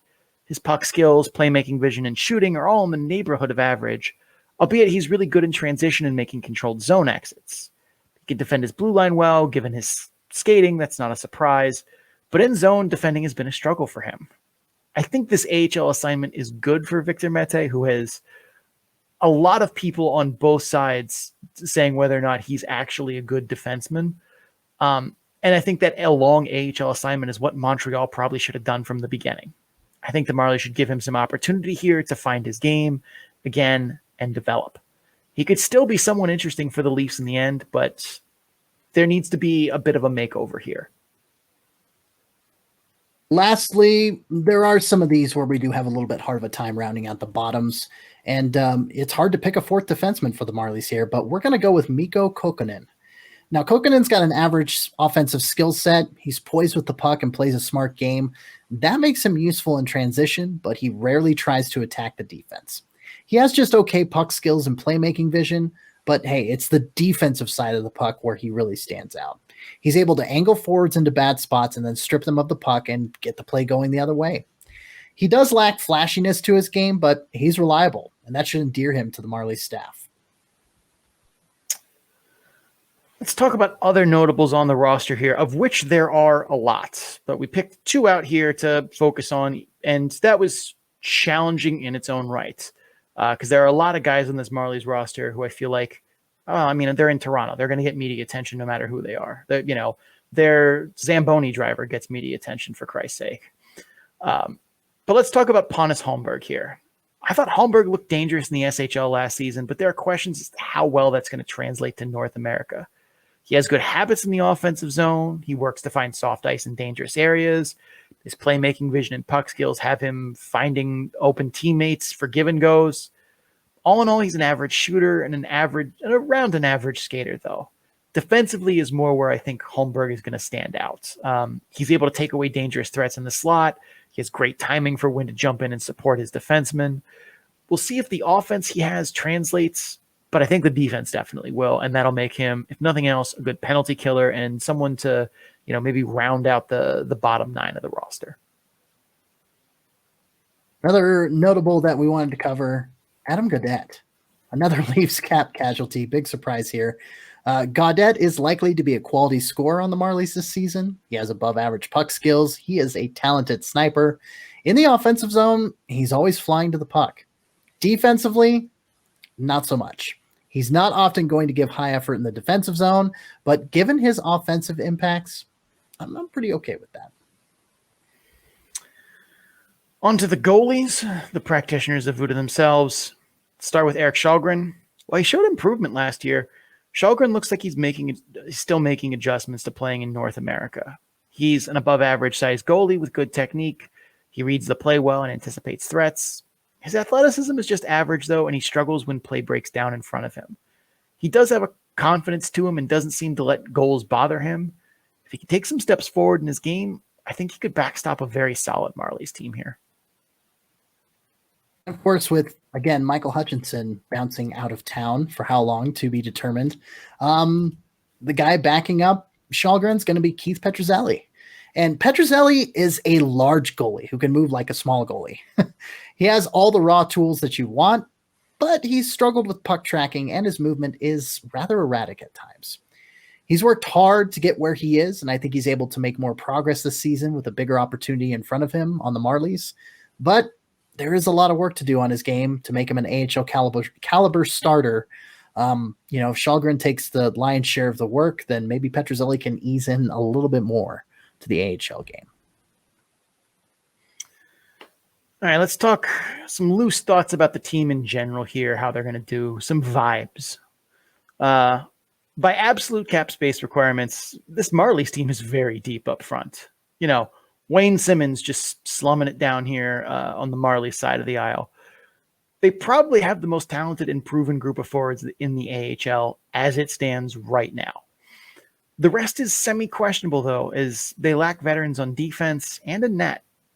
Given that the Maple Leafs are right against the cap, it looks like it's unlikely anyone moves unless an LTIR assignment makes it so. That means this Marlies team should be able to keep the band together, more or less. I think they could be a dangerous contending team if the defense and the goaltending can hold their own here. Okay. Last team, rounding out the basement here in the North Division, the Cleveland Monsters. 2021-22 team record was 28 wins and 48 losses. 7th place out of 7 teams in the North. New head coach, or at least it's his team now fully, kind of him and Mike Eaves were trading off duties with Eaves up in the press box, quote unquote. Trent Vogelhuber. He is the brand new head coach in title and everything. No wins, no losses. This is his rookie season as a head coach in the AHL. Assistant coach, Mike Haviland, and the other assistant coach is Mark Letestu. Sean, additions, subtractions for Cleveland. Kirill Marchenko, these are the additions, by the way.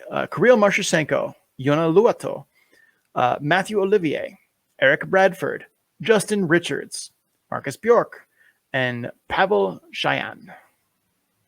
Subtractions, Adam Haluka, Justin Scott, Kevin Stenlund, Zach Jordan, Cole Castles, Nathan Gerby, Thomas Shemich, Scott Harrington, Cam Johnson, and Jean-Francois Berube. Very nice French accent, sir.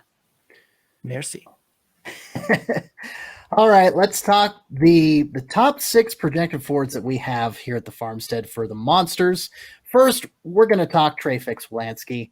Not a bad season for him, but an underwhelming season for TWF or TFW. Dyslexia is kicking it a little bit there. Part of me wonders if his knee was healthy but not fully recovered. In the NFL, we see skill position players hurt knees and tendons, and they come back after a year. But it's really that second year back that feels like themselves again. Perhaps that's true of Fix-Wolansky as well. I'd like to think it is, especially as skating speed was his strength. His puck skills and shot are above AHL average too, so we'll see if this season he can pick it up right where he left off pre-knee injury. I mean, we have to talk about the new kid in town, Kirill Marchenko. Marchenko's main ability is his shot. He has a wicked release, and the puck just explodes off his stick. The puck skills are also high-end. There's a very good chance that he puts some poor AHL defensemen on a highlight reel this season with those puck skills. He's becoming a more adept playmaker, too, finding teammates for give-and-goes in the offensive zone. His big concern is skating and handling contact. He's not a good skater and struggles playing with pace because of it. He's also muscled off the puck easily at times, despite not being undersized. He's a pretty normal hockey player size. There's a lot of potential here, but Marchenko still has to realize it, though. I definitely think he has the opportunity to give the Monsters fans a show this season. Next up, it's true. It's damn true. It's Tyler Angle. Not a bad year from Angle, but an underwhelming one, like many Monsters last season. I still think his skill set at an AHL level is above average. Good playmaking vision, good shooting talent, good puck skills. I do think his defensive game made strides last season. But I think a lot of his production in the pandemic season was more due to strength of competition around the AHL than necessarily him being a point-per-game caliber player in the American Hockey League. I expect a bounce-back season from him, but I don't think he ever reaches that 2021 level of production again. So if you want to use a pro wrestling comparison, if you want to go for the world title, he might land around the Intercontinental title level. Let's talk about Brendan Gaunce, who's it's a bit surprising to see him here after the season he had last year. He's one of the better forwards on the Monsters and played 30 games for the Blue Jackets. But given the lack of veteran leadership in the Monsters roster this season with guys like Haluka leaving, he has a clear role to fill as a leader. Gaunce is a good two-way player who has a good offensive skill set. He has skating speed and can beat defenders wide. He also has good playmaking vision, but his standout skill is his shot release. Not his velocity, not his accuracy, the release. He gets the puck off his stick just lightning fast. If he stays most of the season in Cleveland, I expect him to be a leader in the offensive categories for the team as well as a leader in the locker room. Next forward we want to talk about is Emil Bemstrom and the Shine. Oh, the Shine has really faded off of Bemstrom since that breakout campaign in Sweden. He's got a useful skill set. He skates reasonably well. He has a good shot. He can make plays under pressure. However, he's gotten pushed to the perimeter easily at times. And I tell you, his ability to process the speed of the game at the NHL level, that has just never caught on. What Bemstrom does excel at is defense. He understands offensive structures well enough to know how to take them away. Hopefully he can work on rebuilding his offensive game in Cleveland this year and return a little bit of that luster that he lost. Last forward here, we're going to talk about Carson Meyer. After last season, I'm pretty confident that what we saw in 2021 in the bubble was a mirage for Meyer. He has some tools in the toolbox. He's got playmaking vision. He can make passes under some pressure. He has a good nose for the net. His skating is, we'll call it above average for the AHL, but he lacks a true separating gear. I don't think he's a good shooter. And a lot of his goals last season weren't really snipes, but more prayers from distance that were answered. Or, heaving a prayer through traffic that just happens to find a way in. It seemed like a good number of the goals he scored were ones where the goalie was like, what did I do there? Like they weren't, I burned that goalie or just ripped that shot. It was more of, I can't believe that went in. Defensively, I think Meyer is okay, but I don't like him as a penalty killer, and he got penalty kill time last year on one of the worst penalty kills in the league. It's not all on him, but I do think he was a contributing force to some of it. All in all, he's not a bad AHLer, but he's a secondary playmaker who's likely a third liner on better teams. Let's pivot over to the blue line. We're going to talk defenseman now for Cleveland. And of course, Jake Christensen, a finalist for the 21-22 Best Defenseman Award here at the Farmstead. Christensen should once again ball out for the Monsters this season. He is a great shooter who doesn't just blast pucks from the point, but will find space in the slot and work to shoot it from there. He is an excellent power play quarterback with his playmaking vision and puck skills. His skating isn't excellent, but it is good enough that it allows him to be mobile and beat forecheckers with his feet. His defensive game isn't bad, but it is about average, and it's still making strides forward. Christensen was a Best Defenseman finalist for a reason. He should put up another campaign in the AHL that ends with awards consideration from us and hopefully from the league. Oh, I mean, who knows what awards consideration is for the league? That's why we do what we do, Point. which is better. Yeah. Let's talk about Seattle Kraken legend Gavin Bayreuther. That Kraken legend bit will never get old for me. One of the most baffling things that Seattle did in that draft. Bayreuther spent not so much that they drafted him, but like they drafted him and then made like no attempt to sign him.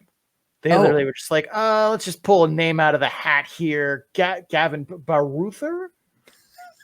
Can't believe that. Yeah, it was strange. It's really bizarre. What is Ron Francis doing? Anyway, Bayreuther played most of the season last year with the Blue Jackets. He's back with the Monsters this season, and I think that bodes well for the team, but it's a little bit surprising for him. He's a good puck mover. He skates well. He's a good but not great shooter, and defensively, he's solid at the AHL level. He's not a flashy player like, say, Christensen is, but he's solid and should be a top defenseman for the Monsters this year. Next up, Samuel Kanashko. Kanashko has a good skill set, but I think he's going to struggle early on. He has good playmaking vision and puck skills. He's around average as a shooter. He's a good skater. My biggest concern are his struggles under pressure. He was forechecked effectively a lot and turned what should have been easy breakouts into glass and outs or worse. Poise under pressure is a big part of being a successful defenseman in the AHL and beyond. If he can make progress there, I think he should be solid. Last, let's talk about Dylan Simpson here. Simpson brings veteran leadership. Otherwise, he's a pretty run-of-the-mill number 4 AHL defenseman. His skill set is average. Doesn't really have a standout ability that he kind of molds his game around, like skating or shooting, like we talked about with some of the others. His work ethic is good, and I think that helps carry him. But I don't have high expectations that he breaks out all of a sudden or develops more. He kind of, as an older veteran, not an older veteran, but a clear veteran player, he kind of is who he is. Decent in the defensive zone, can move the puck okay, but isn't really, you don't expect him to see on the highlight clips him making a flashy play. We did have one other notable guy now that we're done with forwards and defensemen here, and that is David Jiricek. And Jiricek, a top 10 pick in the AHL in his post-draft year. Man, that's a rarity these days. But it's maybe not that shocking, and unlike what we see with Philip Michar, this one makes a little more sense. For starters, Jiricek isn't undersized. He's listed as 6'3", 209 pounds. The physicality in the AHL should be something that he can handle. Jiricek was also injured last season, and he underwent knee surgery. It's certainly a possibility he doesn't quite look like his old self just yet. Again, we fall back to the analogy of prime players, position players in the NFL. The first year back from major surgery kind of takes 2 years to really get your feet underneath you. Jiricek, though, he should bring a very solid skill set to Cleveland. He's a very smart player with a high hockey IQ. He has a lethal shot, but doesn't throw pucks away from distance. He finds better real estate in the offensive zone to shoot from. He also has high-end playmaking vision, but his puck skills are just good. His biggest area of development, though, is puck management. He can be a bit of a Brett Favre mentality at times on the field.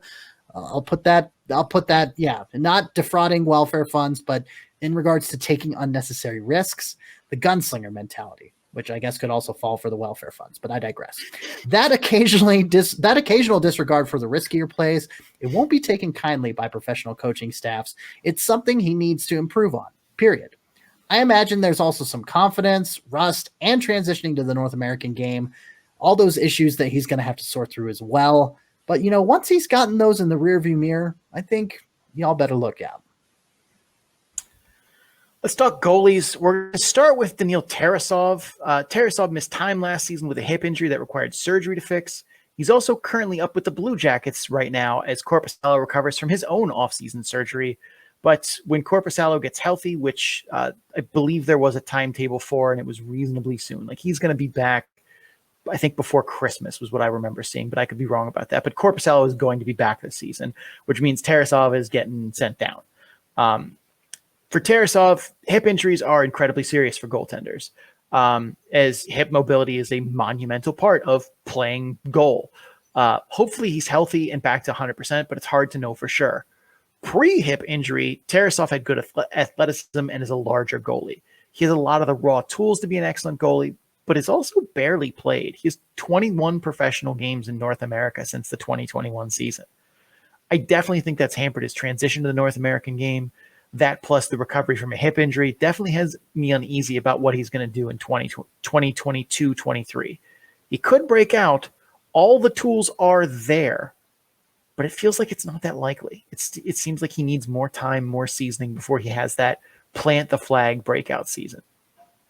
I think a couple of years ago we had an episode called Problem Tarasov, as if this could be, kind of all the solution for the Cleveland Monsters in net. And I feel like this season with Cam Johnson and Jean-Francois Berube gone, maybe we have some more question marks, especially now that he has a hip injury, but we'll see.